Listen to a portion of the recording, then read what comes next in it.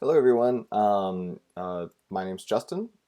Thanks for joining me. This is part two, first part of this screencast, which is just an informal series of me playing with Ember.js and talking through some of the things that I run into as I learn them. Each screencast is going to chew off just a little tiny bit, more than a minute, but less than an hour. And the first screencast was a little bit longer because it had to show us how to set up an entire environment with a whole bunch of different tools. Ultimately, it's a Ruby on Rails application, but the front end is built by a different tool that we maintain called lineman.js, which is a node-based tool, all so that we can build Ember in a really clean, separate way from a traditional Rails monolith, working inside the asset pipeline as our development environment. So if you haven't already watched that one, I recommend you go watch it. But if you, let's see, the repo here we go, is on Test Double, our company's GitHub organization, under Good Day. It's called Good Day because it's a sample little app that we'd like to use to be able to record timesheets with a more simple UI. The idea is that we work in half-day increments. That's how we bill on a weekly rate. So we don't really care that we can enter in 4.5 hours per day or what have you, when really all that matters is, did I work at all today? Did I work half a day? Or did I work the full day? And that, I think, opens the door to much more interesting, simple user interfaces that might be quicker for us to rock through. Because the last thing me as certainly like playing the role of employer at a company, last thing I want to do is have people fill out timesheets, especially if it's like in a way that's more complex or convoluted than it absolutely needs to be. So this is something I've been meaning to doodle around with for a while, and I figured playing with Ember would be a good place to do it. So let's go check into our directory here. We have a client side and a server side. Like I said, the server side is Ruby on Rails. The client side is a lineman application building some Ember. And today we're just going to do some very basic stuff in the Ember front end. We're going to do some basic routing, create models, create views, and just see those get wired up. Probably nothing more than that. But the first step is we have to clear out the example code that we kind of put into place just to prove that we could go end to end last time. So to get that started, I'm going to start a new clean run of the client-side application. I have a little Alfred workflow to open up lineman in Chrome. That popped up on my other monitor. Boom. Well, that's no good. So it turns out that because I have API proxying turned on, and because it's routing back to the root view of the Rails application, which is something that we'd set up in the first demo, I actually do need to have both turned on. I could create a second page, like a static.html that only shows up in development, but there's really very few times I'd only ever be working in the lineman application. It would probably be something that I would do when I was starting my first integration test, or if I was trying to involve a designer on the team that didn't want to deal with having a Ruby environment set up. So the quick workaround, since that template is coming from Rails, I need Rails running. That's a little disappointing. Boom. Turbo links. Could not find file jQuery. So this is always my favorite. You were working so well last week. So apparently TurboLinks snuck back in here. And what is confusing me is, why was this all working last week? So I think that I'm just going to go to app assets, JavaScript application.js, and start removing stuff. Huh. Weird. All right. Well, I'm going to open up in my editor the server side and try to figure out what's going on. Again, that also opened up on my other monitor.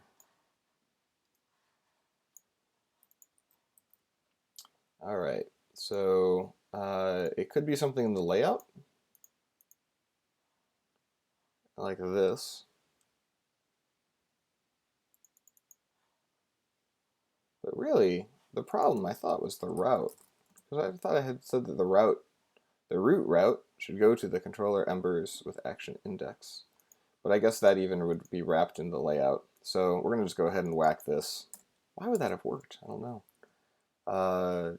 And we're also going to whack this because we're getting both our style sheets and our JavaScript from lineman. So if I refresh, okay, well that worked. Weird, you know. One of the funny things about working in Ruby for a long time is you kind of get used to going away for a couple of weeks and then stuff not working. Maybe I did a bundle or something in the meantime, and I don't know. I have no idea what happened. But thanks to the decent error messagings, I was able to figure that out. Now we can finally get started. So going back to the client, what I want to do for starters is I want to clear out some of the stuff that I know I don't need. Like, for example, I know I'm not going to actually have a model called color, and I really don't like fake stuff to live for too long. Just enough to prove out things are working. We also have this template here that's just a UL with an LI. I don't want to anchor myself too much, so I'm just going to whack that as well. Okay, cool. So the first thing I want to, I kind of like to work outside in with routing in mind. Like we talked about last week, the index route is automatically just assigned to slash, the root of the application. Whatever you do in the index route will just automatically happen when the application gets created. But oftentimes, like for something like this, like a single shot little user interface, I'd like to redirect off the index route if anyone ever hits it, because there's not like going to be some big listing, at least not at first. The first thing I want people to be able to do is just go straight to the latest timesheet. So there's a alias method you can use called redirect, and here I can say I want you to go to some other route, so I can use this transition to basically force change the hashy URL in the hash segment of the URL and forward us on to some other route that Ember knows about. I think the index should probably go to some resource called timesheets. Again, that doesn't exist, which makes me think, oh, from this router I should probably declare that. So the router if you've used Rails routing before, this is pretty similar. I'm going to have an outer resource called timesheets.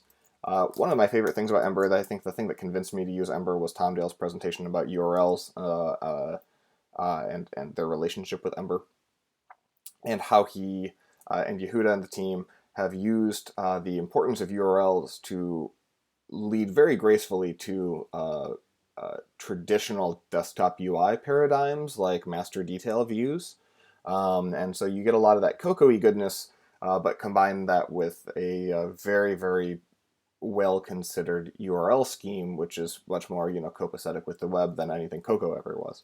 So I want an outer timesheets route, and the inside of those are going to be individual timesheets, because I'm going to ultimately take you to the latest one initially. So here the path would be have a path segment, something like timesheet ID, I suppose. So that means that what I'm imagining is that you could go to the URL timesheets, and then you could go to like one, and that's what this last line is telling me. And it would do all the magical things like change the URL and load the template and put it in place. So when you hit the index, I want to redirect to timesheets. There's another whole series of kind of convention-driven route names that can remain undefined, but if you need special behavior, you can define them, like timesheets index route. Now, this is the route that's going to hit if somebody goes just to straight timesheets, which they will be doing if they hit the index. I'm kind of thinking like a sort of a lattice waterfall kind of approach from one route to the next, because this isn't actually where I want to go. I want to show one specific timesheet, but I don't know which one yet that is, because, for example, right now, none of these timesheets actually exist. And in fact, I might want to be asking my server what's the latest timesheet for this user, because that's going to be the source of record. So what I could do here, thinking, well, I guess we just do another redirect to the individual timesheet route. So this redirect could be very much like this guy, except instead of going to plural timesheet, it's looking at the timesheet resource, which is a nested resource. And instead of knowing the actual ID, what if I just gave it a dummy ID like latest? That way, the server could be asked what's the latest timesheet, and the return just the appropriate actual timesheet instance. Let's see, the next guy down here would be the timesheet route. I realize I'm writing a lot of code without getting feedback from my system, but routing is one of those things that's difficult for me to get iterative feedback on, especially if I don't care about the intermediate views. I don't want to create intermediate views just to prove that things are going. We'll see from the Ember inspector where it blows up if I mess up. All right, so here, where I actually care is I want to tell the store to find a timesheet for me, and the model method, we didn't use this last time, gets passed, what do they call it? I think params is the name that the docs use as the first argument here, so I can say params.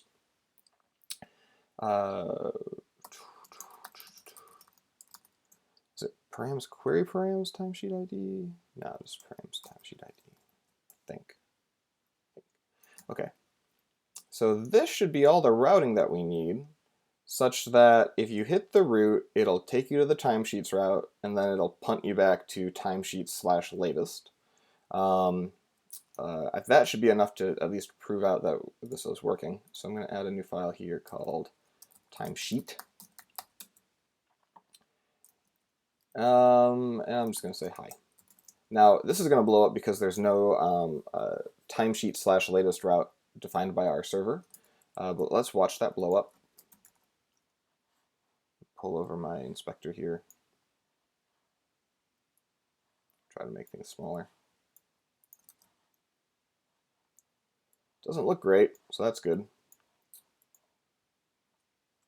Got an error before the no model was found for timesheet. So before it even tried to make the request, it was trying to figure out how to make that request, and the model needed to exist for that to work.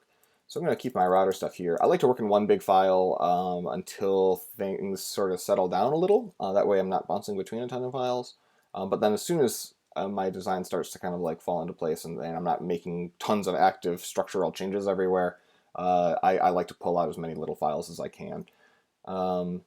Obviously, you can use a modulating system like Browserify or Require.js, but I typically wait to introduce those until I really feel a need. I'm fine with just namespacing off the window, the global object. So let's see. I need to create a new model. The way I do that is I'd say ds model extend, and I'm going to name that first model timesheet, and it can have attributes. I know that two of the attributes that I want are year and week, so that I can identify which timesheet I'm talking about in addition to the ID. So year could be just a number, and week would be like an ordinal. So like if I had 2014 and 5, I would expect that to be the 5th week of 2014. Okay, so let's in the classic words of J Fields, change the message or make it pass. So we should expect the message to change because we fixed that assertion. Good, and now the problem is that the server doesn't actually respond to timesheets latest. So and head back over to the server here. We have this little silly stuff left in place just so I could remember the order of parameters for express callbacks. All right, so basically, we're going to start by a response to latest, and we can say anything we like. I guess we want to embed it similarly, so timesheets is an array and has one thing in it for now, and say, let's use the same numbers I just threw out there. The 5th week of the year 2014. Okay, let's see if we can change the message. We might have to restart the server. Yeah, we're gonna have to restart the server after adding a new route. All right. Heyo. All right, so there's a timesheet there. Now we're not really using it, right? It has attributes now. We could have been rendering those. Okay, so going to Ember. Oh, this is cool. My console is so large because of the resolution. Aha. So I can check out my routes here, all the routes defined in the system, and then I can see which route I'm actually in. I'm in the timesheet route, and it just thinks latest is an ID. There's nothing magical about the word latest here. It's just like a secret handshake right now between the client and the server. So I got 2 timesheets in my system, 2 timesheets. Ah, right. So it asked for latest, but I gave it 1. So I was being kind of sneaky. So right now my program is kind of a lie. What makes a lot more sense, rather than risk a user actually bookmarking this and expecting to get back to the same timesheet, I should probably redirect them to the honest-to-God truth of which timesheet they're looking at, which in this case is ID 1. To do that, I could add just another, we already know that trick transition to. We also have a hook on routes called after model.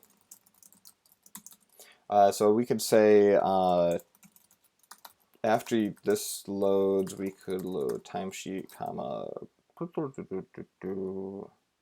Oh, and after model, of course, gets the model as a parameter. Model.get ID. So you'll load latest when you hit the index route, but you'll immediately be redirected to its actual canonical ID. And there it is. If we look at the network request that happened, it was smart enough to know that it had already just loaded ID 1, so it didn't actually make a second redirect or a second request to the server, which is always something I look out for. In general, Ember data particularly does a really good job of giving you a way to not have to hit the server redundantly just to make Ember data happy. That was one of my biggest fears about outsourcing a lot of the kind of XHR network responsibilities. But I've overall been pretty pleased. Usually whenever I have to hit the server again, I'm either doing it wrong or there's another way that I could prefetch the data and defer subsequent network requests, or sideload the data is the term that's often used by the JSON API folks. All right, cool. So that looks good. Just to prove that I'm actually seeing things, I kind of like to poke at the model. So let's say we are a week year, just to print those out.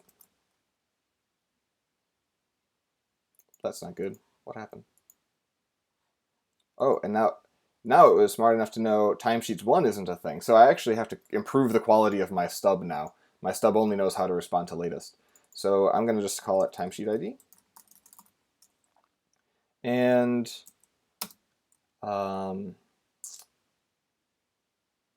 you know what? That's probably good enough to make it work. That's good enough to make it work. All right, cool. So whatever the ID is, we always just get an array of timesheets to just that one particular timesheet, which is good enough to kind of facilitate us moving forward. Again, we're focused on the client side today, not the server side, so I'd like to keep the stubbing as simple as I can to facilitate that. But we know timesheets need entries. They need days or some such. I think I like the name entry a little bit more because the name day, if I start adding other arbitrary attributes to it, then it's not really a day anymore, especially if I start having multiple projects. Which one is the day? That sounds confusing. So I'm going to call them entries. I can set them up like this. DS has many, and then singular entry, because it needs to be able to look up the model. So I say app entry ds model extend. I could say it has a timesheet. It belongs to a timesheet. And it only really, the only thing of interest that it has here is some amount of time. I'll just call it an amount. And that would be a string, I guess. And I'm imagining that it'll be something like full day, half day, none day, absent, empty, none. I'll just say none. Okay, so we have a new relation set up. I'd like to actually see that relation take effect. So one way to do that would be to try to loop over them. So I could say for each entry in entries, wrap the each. I could start by just saying, I think I'll give them all divs because I'll probably want to style these soon. So it's a block level element now, so I should see high 5 times if I were to have 5 entries. But right now I know I have 0 entries. To show that I've got 0 entries, I'll refresh. At least I know that my handlebar template didn't blow up. That's actually a useful thing to verify. If I check out my data, I have 1 timesheet and it has 0 entries. All right, cool. So we can stub those additional entries easily enough. So, I guess I don't need that comma. I think I want to call these entry IDs. I could call them 2, 3, 4, 5, 6. Monday through Friday is the idea. The concept of printing out what day is which we can tackle some other time. So entries now, I'm going to have ID 2 and amount full and a comma between it. So I can just copy this much. All right, kill that last comma. 3, 4, 5, 6. Just to be interesting, I'll have a half and a none mixed in there. All right, so now I refresh the page. I should see some more data coming down the pipe. Hey, all right, cool. So I see them, but they're not in the markup at all. So I'm going to just do a quick check to see.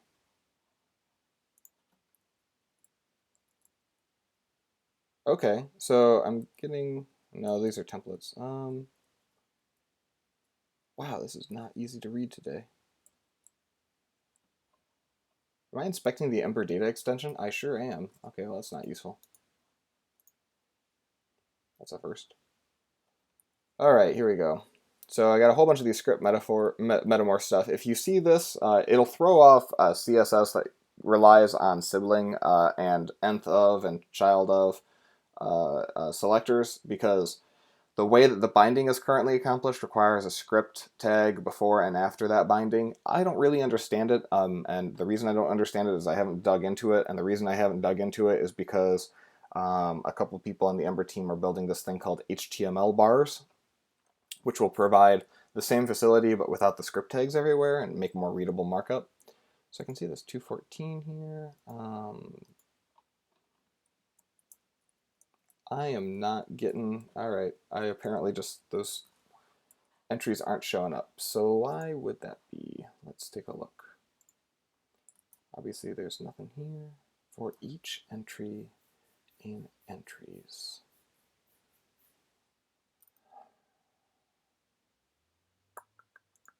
One thing I should probably do is set up the active model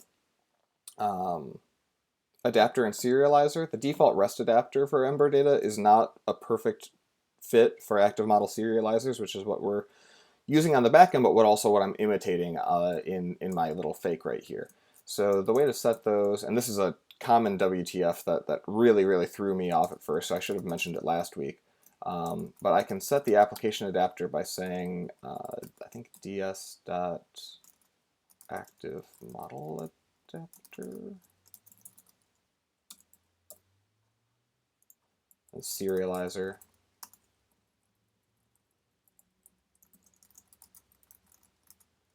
All right, refresh the page. Hey, and then that magically worked. It does things like camelization of entries and stuff, and also just other little opinions that active model serializers has that the REST adapter does not expect. So that was what I needed to get my entries. I can actually print those entries probably more interestingly now. I can say entry.amount. Should see them come down in order. Full, none, half, full, full. Yeah, that's right. Okay, so I have these items. I'd like to make it look like a user interface. So I'm going to just say I want to create a select view. Now Ember comes with a handful of form components that are really nice, especially when you're prototyping. I think once I've gotten to like crazy custom type needs, I've had to break away from these default views or extend them. I'm not an Ember Pro yet, so instead of extending them, I've been mostly just falling back on traditional markup and binding just attributes here and there. But I imagine that the right way to do it is to extend a view when its needs don't fit you very well anymore. But I could say that I think I need to set options, and that options array can come from, like, say, the parent controller, like entry amounts, and then the value just becomes the entry amount. Okay, so I think that means if I go over, oh, right, and you know what? Our controllers have all so far been instantiated just magically for us because we haven't had any custom controller behavior, but here we want to actually add a controller, because controllers are the right place to put application state. Like, for instance, it wouldn't make sense for my models to carry with it the valid entries for these amounts, because the data integrity stuff is kind of a responsibility, I suppose, of the model, but it's not a responsibility of the model to promote, hey, here's how to make a UI out of me. So it makes more sense to me to put it on the controller, because the controller is aware that it's helping to construct and facilitate a user interface. So I'm going to call it a timesheet controller because I'm on the timesheet route. And if I call it I could do controller.extend, but this is the root of all controllers, and I don't get all of the niceties that I do if I know that I'm handing it just like one instance of one thing. So I'm going to call it object controller.extend. And here, let's see, I want to say entry amounts, full, half, and none as the valid options. So if I refresh the page, damn. Let's see, I had some notes here to remind me. Right. So I told you that it was options, and I was totally wrong. It's actually content. I always get this one wrong. I'd written down the selector rules. So here we go, full, half, and none. And I can see all those. In fact, when I refresh the page, I can see that full, none, and half were all updated. So that's really cool. I think the only thing I'd want to do next, maybe to finish up, is post back. But that's a more complex topic, and I think that rather than get into the situation where my stub gets more complicated and has to respond to put messages, I'd rather wire it up to the server first. But I think that's a good stopping point for today because it gives people some stuff to explore. The stuff that I was talking about today can mostly be found in the guides. First of all, the routing guide is probably the most in-depth guide on the Ember.js site. It gives you an introduction to a lot of the stuff that I talked about. A lot of the stuff I didn't talk about, obviously, I really just covered it at a very surface level. The view stuff, like built-in views, I think the select box, all the other kind of built-in views, the other options you had, I should have looked this up here so I knew that I was looking for content, for example, text area and so forth. Some of the stuff about models and introductions to models and how to link to models that we didn't cover today, but that we might well next time. So we got a little tiny itty bitty start, but it was just enough for a Friday morning. So thank you very much for joining me. I really appreciate your time, and feel free to send feedback. I'm Justin at testdouble.com, or you could find me on Twitter as Searles. I like to joke that if it's positive feedback, feel free to tweet at me, and if it's critical feedback, feel free to email me. But because I realize that I'm a total Ember noob, I would love to hear from you if you think that I did something idiotic, because it'll help me learn. So I really appreciate that aspect of this exercise as well, because I think it's bi-directional. So thanks again, and I will tune in next time, and hopefully within the next week or so be able to kind of push the ball forward a little bit more.